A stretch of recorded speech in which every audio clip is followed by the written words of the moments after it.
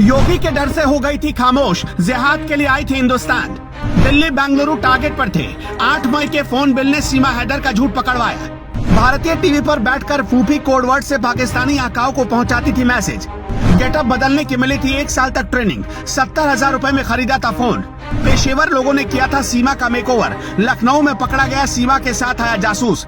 IB ने भी खोल दिए राज। रोते और चिल्लाते कटी सीमा की रात। नेपाल में फर्जी नाम से रुके थे सीमा और सचिन। काठमांडू के होटल न्यू विनायक के कमरा नंबर 204 का सच अब सामने आ चुका है, क्योंकि इसी कमरे में रुके थे सीमा और सचिन। होटल मैनेजर ने दोनों को पहचान लिया है। उसने खुलासा किया कि एक होटल के कमरे में ही दोनों की शादी हुई थी।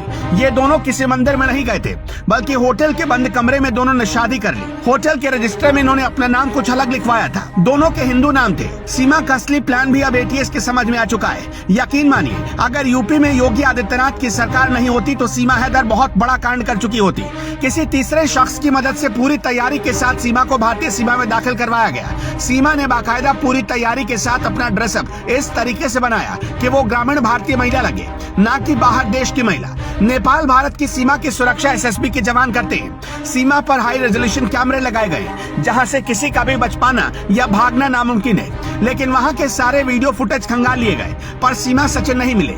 ऐसी आशंका है कि गरड़िया का वेश धरकर सीमा और सचिन दोनों बॉर्डर को पार कर गए। बच्चों को भी इसी हिसाब से गेटअप दिया गया, जिससे किसी को शक नहीं हो, और सीमा सचिन भारत में दाखिल हो गए। सीमा हैदर के मामले में सबसे हैरान कर देने वाला खुलासा तो लखनऊ से हुआ, जहां सीमा का एक बड़ा राजदार पकड़ा गया। सीमा हैदर को गेटअप बदलने के लिए प्रोफेशनल ट्रेनिंग मिली।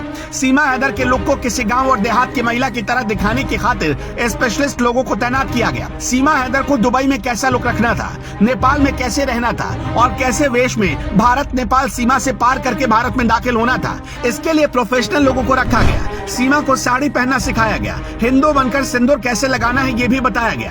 मीडिया सोर्स दावा कर रहे हैं कि सीमा को हर मौके पर कैसे गेटअप बदलना है, इसके लिए बाकायदा 1 साल तक ट्रेनिंग मिली। सीमा को दुबई कब पहुंचना है, दुबई से नेपाल कब जाना है, ये भी पहले से तय था। भारत आने से पहले सीमा ने 70,000 पाकिस्तानी रुपए में एक मोबाइल खरीदी थी। जरा सोच कर देखिए, गरीब महिला के पास ये फोन कहां से आए। यूपी एटीएस के अधिकारी ने सीमा हैदर से ये भी पूछा कि क्या तुम कोई कोडवर्ड का इस्तेमाल करती थी। पूछताछ में एटीएस ने सीमा हैदर से जब पूछा कि क्या उसने कभी फूफी या फल जैसे कोडवर्ड का इस्तेमाल किया था।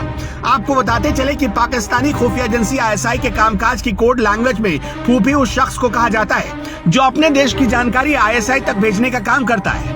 वहीं फल कोडवर्ड का इस्तेमाल रुपयों के संदर्भ में किया जाता है। यूपी एटीएस ने सीमा हैदर से ये भी पूछा कि तुम इतनी शुद्ध हिंदी कैसे बोल लेती हो, तुम्हें हिंदू रीति रिवाजों के बारे में कैसे पता चला।